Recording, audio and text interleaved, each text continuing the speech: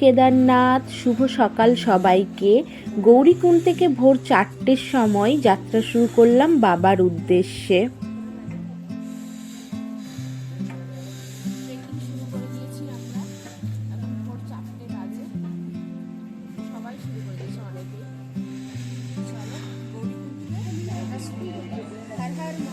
হর হর মহাদেব।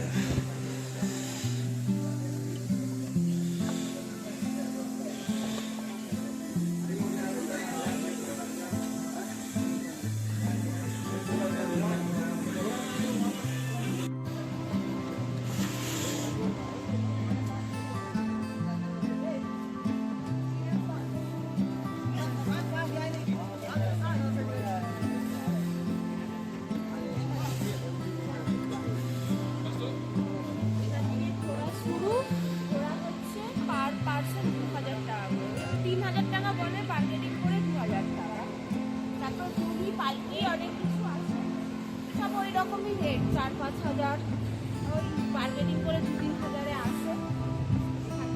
এখনো পুরো অন্ধকার হয়ে যায়, তারা দেখা যায়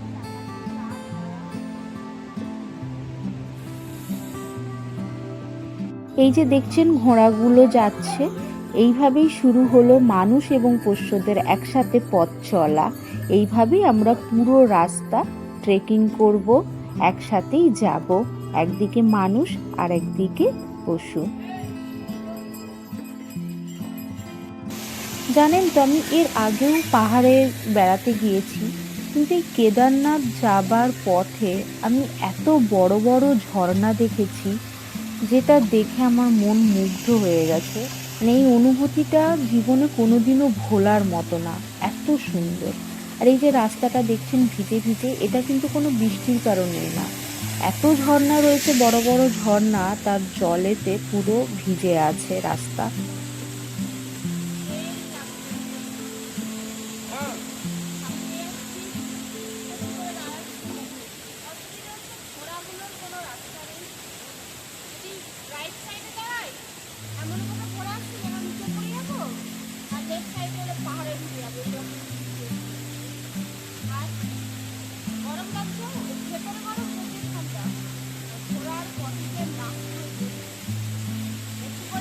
ফাইনালি সকাল হলো, আর রাস্তাগুলো দিনের আলোয় আলোকিত হতে শুরু করেছে আস্তে আস্তে। একটু আগে আমি বলছিলাম না রাস্তাগুলো ভিজের কারণ, আসলে এত ঝর্ণার জল আর তার সাথে এই ঘোড়ার পটি একদম দুটো মিক্সড হয়ে গিয়ে কাদা কাদা হয়ে গেছে, যার জন্য একটু হাঁটতে অসুবিধে হচ্ছে। একটাই এই রাস্তায় সমস্যা, অতিরিক্ত ঘোড়া আর তাদের পটির গন্ধ, পটি আর ঝর্ণার জল মিক্স হয়ে ভীষণভাবে রাস্তা স্লিপারি হয়ে গেছে। আর এই যে রেলিংগুলো দেখছেন, এটা যদি বাই চান্স একটু এদিক ওদিক হয়েছে তাহলে পুরো নিচে পড়ে যাবার মতো অবস্থা। আর ওরা তো পশু, ওরা তো জানে না, ওদের কোনো রুট নেই যে একদিকেই যাচ্ছে এরম না, কখনো ডান দিক, কখনো বাঁ দিক, কখনো মিডিলে। তো যারা পায়ে হেঁটে চলছে আর কি, তাদের এটা খুব সমস্যা হচ্ছে। যে কন্টিনিউ হাঁটবে তারও কোনো ব্যাপার না, 2 পা আগে হাঁটলে 5 বার পেছন দিকে দেখতে হচ্ছে যে ঘোড়া আসছে কিনা, কারণ ঘোড়াগুলো এসে এমনই ধাক্কা মারছে যে পড়ে যাবে মানুষ, এরকম ব্যাপার। তো যথারীতি ওদেরকে মুখে হ্যাট হ্যাট বলে সরানো মানে দুর্দায় হয়ে যাচ্ছে, যথারীতি ওদের কাছে লাঠি নিয়ে গিয়ে ওদেরকে সরাতে হচ্ছে। ভীষণই এটা খারাপ লাগছে, ভীষণ খারাপ। তো এই আস্তে আস্তে তারই মধ্যে সবাই হাঁটছে, তারই মধ্যে আস্তে আস্তে উঠছি।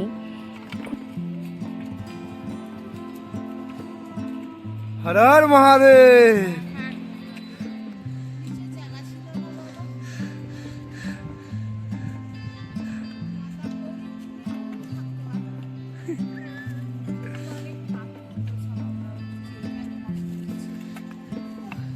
এই যে এখানে দেখছেন রাস্তাটা পরিষ্কার, আসলে লোক আছে এই রকম যারা ওই যে ঘোড়ার পটিগুলোর কথা বলছি ঝাড় দিয়ে পরিষ্কার করে দিচ্ছে, এরকম পুরো খানিকটা খানিকটা গিয়ে গিয়ে লোকজন আছে যারা ঝাড় দিয়ে পরিষ্কার করে দিচ্ছে। এটা আই থিঙ্ক গভর্নমেন্ট থেকেই।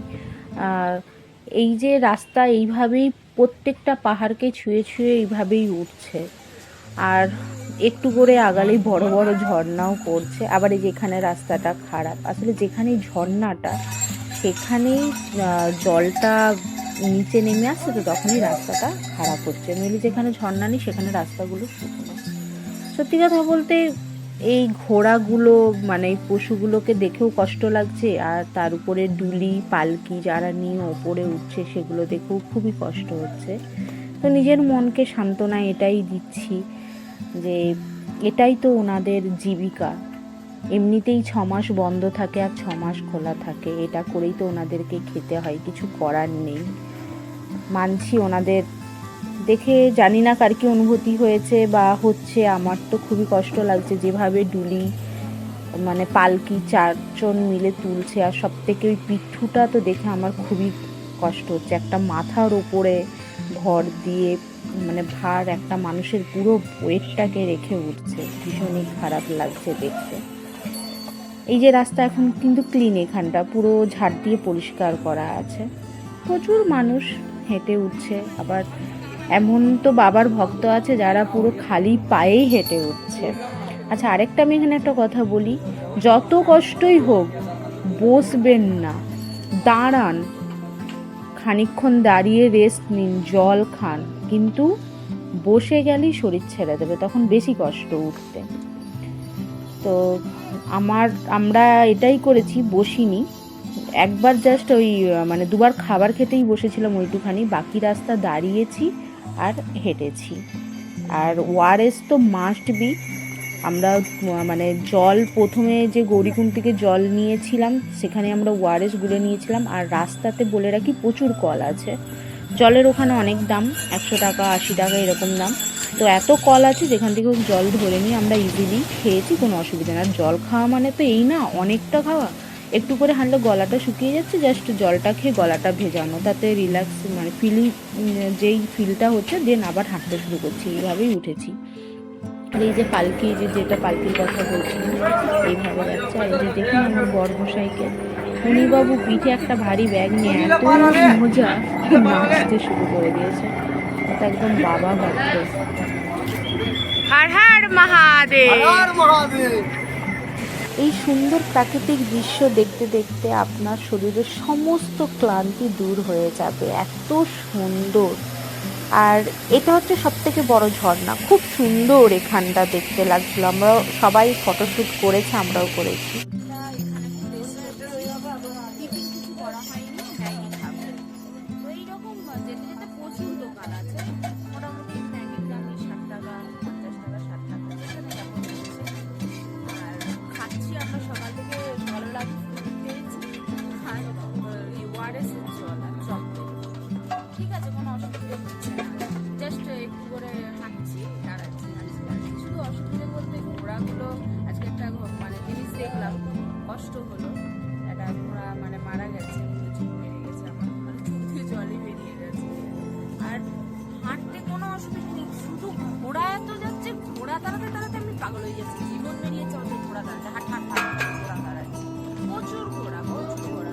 মানে একটা জিনিস অবাক হয়ে যায়, মানুষের টাকা থাক, মানে কোনো নেগেটিভ কথা বলতে চাইছি না আমি বাবার কাছে, তবে খালি এটাই বলবো যে যারা মোটামুটি 30-এর মতো বয়স, তারা ইজিলি হাঁটতে পারবে, তারাও যদি ঘোড়ায় করে যায়, তারা যদি ঘোড়ায় করে, সেটা যার যেটা চিন্তা ভাবনা। আমাদের এখন ম্যাগি চলে এসেছে, গরম গরম ম্যাগি, এটা খেয়ে এবার হাঁটতে।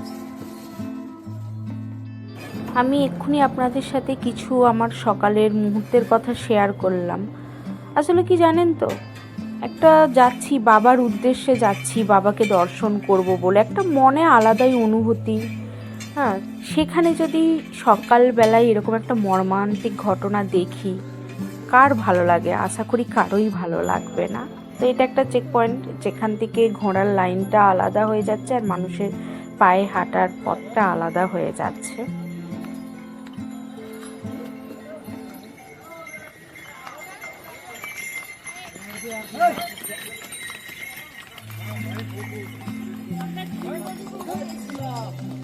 এখন আমরা ঠিক বলি,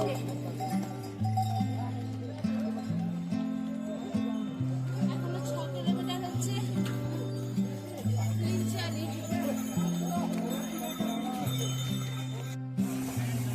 এদিকে যাচ্ছে ঘোড়ার লাইন।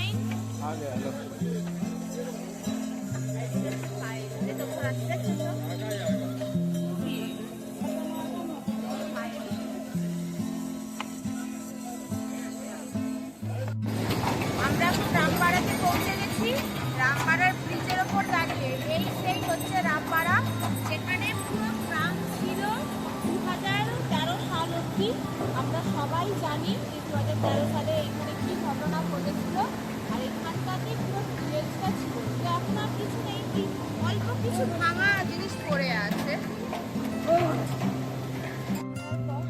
আমরা এই শর্টকাট রাস্তাটা নিচ্ছি, কিছু করার নেই।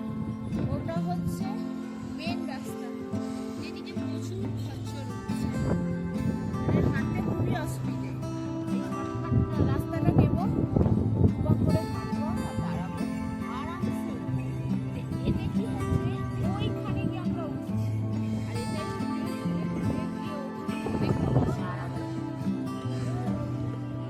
রামবাড়া ব্রিজের পর থেকে অনেকগুলো শর্টকাট পাওয়া যাবে একদম লাস্ট অবধি। তো আমি এটাই সাজেস্ট করব সবাইকে, বর্ষাকাল ছাড়া, মানে যখন বৃষ্টি যেদিন হবে না আর কি, ওই যেই টাইমে ট্রেকিংয়ের টাইমে, তো সবাই শর্টকাটগুলো অবলম্বন করুন। এতে আপনাদের একটা অসুবিধে আর দুটো সুবিধে হবে। একটা অসুবিধে এটাই, যেহেতু শর্টকাট নিচ্ছি মানে আমাদের এই পাহাড়ে একদম চড়াইটা উঁচু হর বেশি, মহাদেব। তাতে আমাদের শ্বাসকষ্ট হবে। তাতে যদি আমরা একটু করে দুপা করে উঠি আর একটু করে দাঁড়াই, এতে কোনো সমস্যা হবে না। আর দুটো সুবিধে হলো, এই যে ঘোড়ার মানুষ একসাথে উঠতে যে টাইম লাগছে আর যে প্রবলেমগুলো ফেস করতে হয়, আর টাইমটাও কম লাগে, সেকেন্ড হচ্ছে এটা। আর ওই ঘোড়ার সাথে যাওয়ার প্রবলেমটা ফেস করতে হবে না। তো সেই জন্য বলবো শর্টকাটটা নিন। আর আমরা 4টেই বেরিয়েছি, আপনারা পারলেন তারও আগে বেরোবেন, কারণ আমাদের পৌঁছাতে পৌঁছাতে প্রায় মানে সন্ধে হয়ে গেছে, 7টা বেজে গেছিলো। লাস্টে এত ঠান্ডা লাগছিল, কষ্ট হচ্ছিল, কারণ একটা জায়গায় আমরা বৃষ্টি হালকা একদম পেয়েছিলাম লাস্টের দিকে। তো ওই যে ওখানে বসে গেছিলাম, শরীর পুরো ছেড়ে দিয়েছিল। তো ওই বসে যাওয়াটাই শরীর যেহেতু ছেড়ে দিয়েছে, আর লাস্টের টুকু কথাই আছে না যে পুরো হাতিটাই কেলা হয়ে গেল, লেজটুকু আর পাচ্ছিলাম না, সেরকম হয়ে গেছিলো। লাস্ট আর মানে বাবার কাছে যেতে 400 মিটার বাকি, ওই পথটুকু আর যেন হাঁটার খুব কষ্ট হচ্ছিল। নইলে এমনি গোটা রাস্তাতে সত্যিই বাবার এমনই মহিমা, এতটুকুও মনে হচ্ছিল না যে আর পাচ্ছি না বলে। ভিডিওটা আজকে আমি এখানেই শেষ করলাম। অবশ্যই আপনাদেরকে নেক্সট ভিডিওতে বাবার দর্শন করাবো। আজকের মতো এখানেই, টাটা।